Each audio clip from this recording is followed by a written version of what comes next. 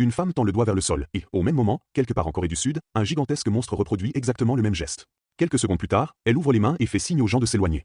Puis, pour rassurer tout le monde, elle trace quelques mots en coréen par terre, je ne vous veux aucun mal. Face à cette scène complètement irréelle, tout le pays reste bouche bée.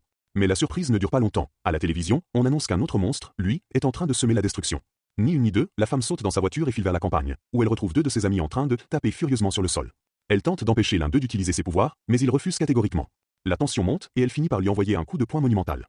Les deux se battent et évidemment, tout est retransmis en direct aux infos, ambiance garantie. Finalement, la femme est projetée au sol, tandis que l'homme continue de frapper la terre comme un forcené, provoquant des dégâts monstrueux. Déçue et brisée, elle comprend qu'elle doit agir autrement.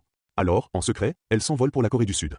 Juste au moment où l'homme, contrôlant son robot géant, s'apprête à écraser un petit garçon, un tremblement soudain interrompt tout. La raison? La femme a échangé sa place avec son propre monstre, qui se retrouve désormais face à l'homme. Sans hésiter une seconde, elle tend la main, attrape l'homme, et le projette hors de la planète. Et voilà comment se termine ce film complètement déjanté qu'est Colossal, aussi appelé, dans certains milieux. Passons maintenant aux détails croustillants. Le film explique que les deux héros ont obtenu leur pouvoir lorsqu'ils étaient enfants, frappés par la foudre, un scénario un peu tiré par les cheveux, comme si le réalisateur avait eu une révélation sous la douche et avait décidé de bâtir toute l'histoire autour de ça. En plus, la femme ne peut normalement pas voir à travers les yeux du monstre, elle doit regarder les infos sur son téléphone pour connaître sa position. Pourtant, à la fin, elle contrôle la créature avec une précision chirurgicale, attrape le garçon et neutralise le robot du héros sans la moindre hésitation. Et puis, soyons honnêtes, quand elle se rend en Corée, chaque pas de son monstre fait trembler la ville.